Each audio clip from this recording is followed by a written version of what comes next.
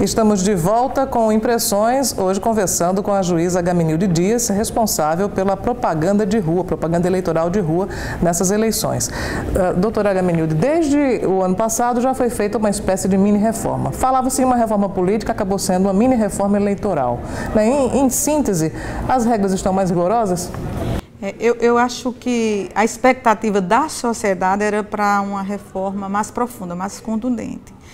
Mas nós já percebemos, Cláudia, na mini-reforma eleitoral, já sementes de uma reforma futura.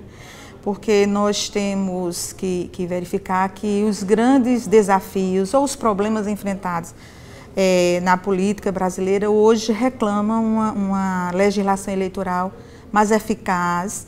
E é bem verdade que a Lei 3.165, ela trouxe aspectos em que poderia ter avançado, progredido mais.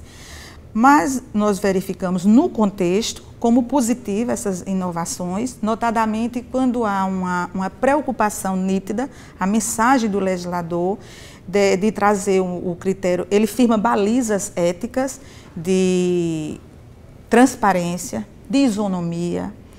Nós verificamos que no disciplinamento em si da propaganda de rua há uma preocupação com o meio ambiente, com a poluição sonora, a poluição visual e também com uma forma de equilibrar o Instituto da Reeleição com a abreviação do período de campanha, quando estabeleceu aquela propaganda de pré-campanha, que era a oportunidade dos candidatos, dos pré-candidatos, desculpem, se fazerem conhecidos através dos seus partidos, dos seus projetos, das suas plataformas políticas.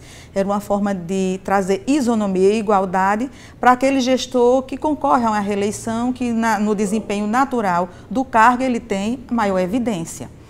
E verificamos também essa correlação entre a conduta da propaganda eleitoral com os gastos de campanha. A propaganda eleitoral de rua é uma propaganda eleitoral cara. Né? Nós vimos que se traz, que geralmente tem a expectativa, o que é permitido, o que é permitido, e nós verificamos que esse liame, essa ligação entre o que se gasta para o que efetivamente se declarou e o que efetivamente trouxe para os custos de campanha. Então, a lei já traz, é bem verdade que há mecanismos, há institutos que precisam ser aprimorados, como da prestação de conta, o após-campanha, mas já tem indícios, é um reflexo do que a sociedade cobra. A sociedade esperava, repito, muito mais, mas já tem algumas situações que já dá para a Justiça ir trabalhando e aprimorando a aplicação dessas legislações. O encurtamento do período de campanha, eram 90, agora são 45 dias de campanha eleitoral. 45. Qual é o principal propósito? São os custos de campanha, né? Nesses custos está se abreviar os custos.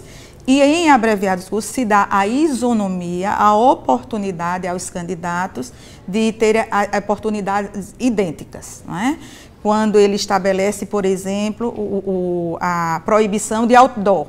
É uma propaganda que a gente sabe que é muito cara. Não é? As faixas, os cavaletes e aquela oportunidade para o comportamento agora moderno. Nós sabemos que as redes sociais serão um instrumento muito forte para o candidato de forma menos onerosa, né, ou voluntária chegar ao eleitorado, trazer as suas propostas, buscar a conquista, firmar os seus pactos e se fazer conhecido com o que efetivamente quer trabalhar. A senhora falou sobre a questão do outdoor. Já é proibido desde eleições passadas, mas os candidatos sempre usam as placas, os painéis. Mudou o tamanho esse ano ou continua? Olha, esse ano está proibido placas, faixas, painéis. O que deu efeito de outdoor, que são aquelas justas posições, então não pode. O envelopamento de veículo também.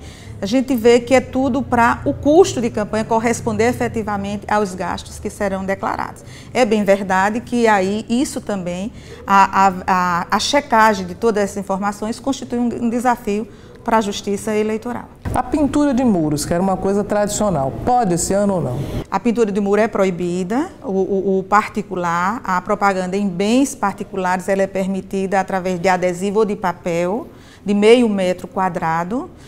É onde a gente diz que há preocupação nítida com o meio ambiente, porque a gente sabe que quando termina o período de campanha a cidade fica meio feia, tanta coisa pintada, suja, essa coisa. Então é onde nós dissemos do meio ambiente.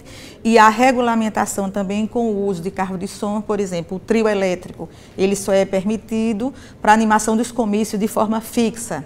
E aqueles carros de som que circulem com jingles, com a propaganda dos candidatos, eles terão de ter a licença pelos órgãos ambientais e aquela aferição da potência sonora. Engraçado que eu li uma matéria sobre isso e diz que não apenas os carros são considerados carros de som, mas, por exemplo, uma bicicleta, uma motocicleta, qualquer veículo que faça o transporte desse aparelho de som também tem que passar por um licenciamento. Tem que passar pelo... É tudo que faz barulho, né?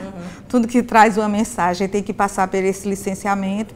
Inclusive, nós pedimos, realizando reuniões com os partidos, com os advogados, pedimos para ser informados, solicitamos ser informados à Justiça Eleitoral qual é o projeto, quantos carros irão fazer essa propaganda, exatamente para a gente ter como disciplinar o uso também dos veículos particulares.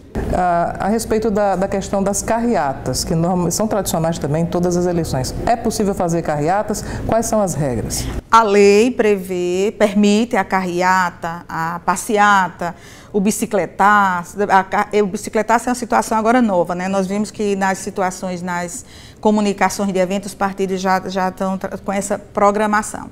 Nós fizemos, e é objetivo nosso fazer um apelo aos partidos políticos, nós não sabemos até que ponto o custo-benefício de uma carreata ele compensa.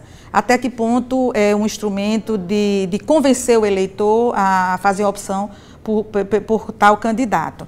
E sabemos que a nossa preocupação nisso, no sentido deste apelo, pelo menos não proibir, a lei permite, mas de disciplinar melhor e se usar com parcimônia esse tipo de propaganda por conta da mobilidade urbana. Nós sabemos que hoje João Pessoa não é uma cidade tão grande, mas nós já enfrentamos problemas de trânsito de cidades grandes.